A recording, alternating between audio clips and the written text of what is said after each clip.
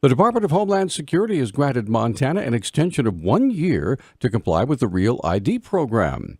Montana Motor Vehicle Division Administrator Sarah Garcia said yesterday that until the extension expires October 10th of 2018, existing Montana driver's licenses will be sufficient identification to board a domestic aircraft. In about a year, we're looking at January 1st of 2019, we will begin issuing the first Real ID compliant credential, which will be what you will need to get on an airplane potentially in that time frame.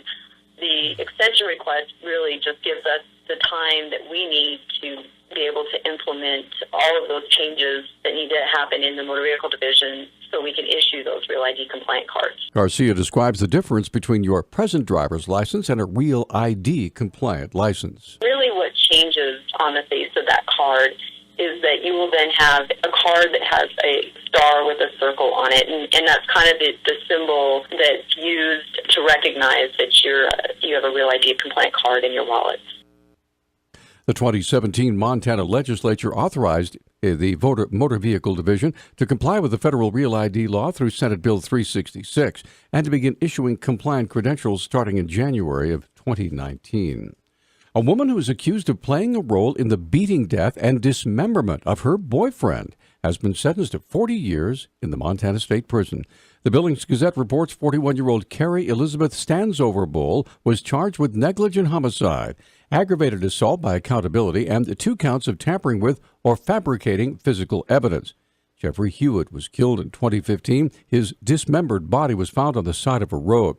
Stansover-Bull is accused of helping beat him to death in addition to dismembering his body with a chainsaw and an axe. Patrick St. Stansover-Bull III, the defendant's brother, is also charged in the case. He recently pleaded guilty to 2 felony counts of evidence tampering and 1 count of misdemeanor assault.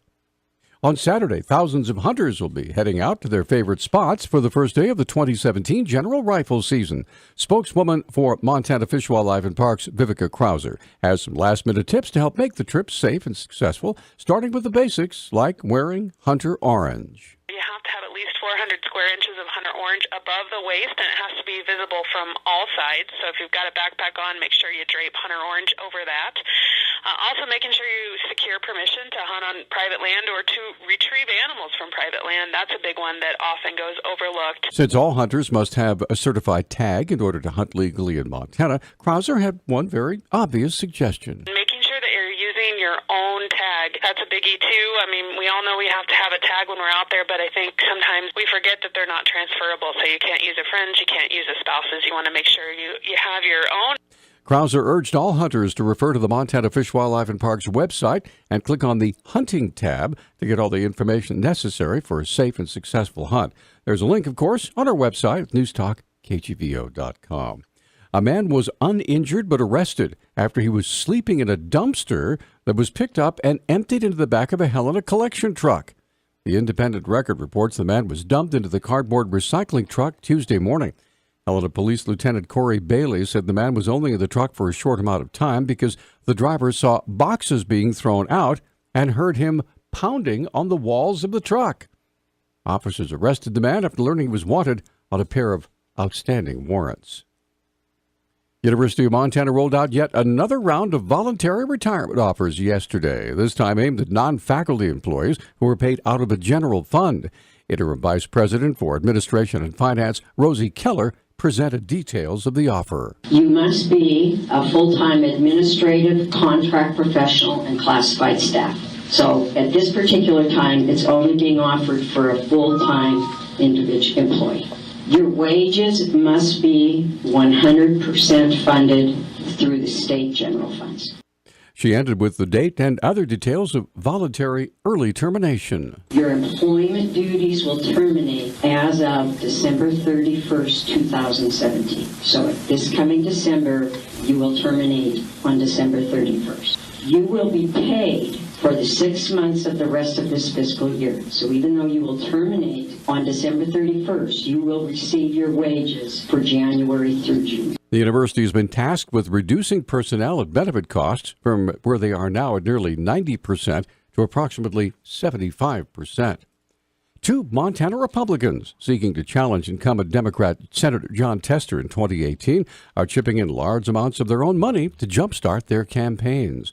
Federal Election Commission filings show Big Sky businessman Troy Downing loaned his campaign $350,000, and Senator Al Olszewski loaned his campaign $100,000.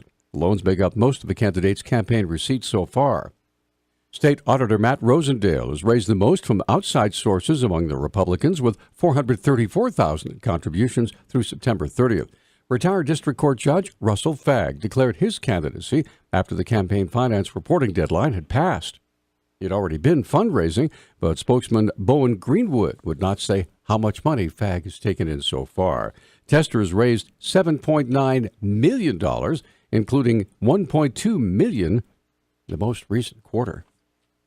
And speaking of elections, just over 45,000 municipal election ballots were mailed out yesterday, but election officials only believe about 25% will actually be returned. Administrator Rebecca Connors pointed to a previous election where thousands of ballots were simply thrown out by voters. From 2015, when we had the big Missoula County Public Schools bonds that were on the ballot, I think we had about somewhere over 20,000 ballots that weren't returned, and that was 20,000 people who just didn't feel like, that they felt either they're not inclined to vote in that election, or they didn't feel like their vote was worth anything. And so we're trying to change that perception. Connors said there are many reasons why voters don't fill out and return their mail-in ballots. For the people who said that they would not vote in the next election, the ranking issues were that they lacked education on the issues. They felt that the candidates did not represent their views. They did not feel that their vote mattered, and they did not like the choices on the ballot.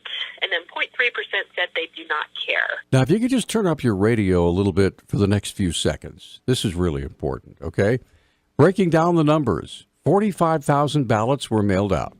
Now, if only 25% of those are returned, I did some computing, that's 11,250 total, meaning with a majority of 51%. All right? Less than 5,800 people will be deciding how this city of 72,000 is run for the next 4 years. Did you hear that? Less than 5,800 people will decide how this city of 72,000 is run for the next 4 years. Please vote. Our News Talk time now is 6:13. News Talk, KGVO. Missoula's official weather station. Partly to mostly sunny skies today with our high temperatures in the mid to upper 60s. A chance of showers tonight with our overnight lows in the upper 30s. Rain likely on Friday. I'm meteorologist Brooke Foster for Missoula's KECI 13.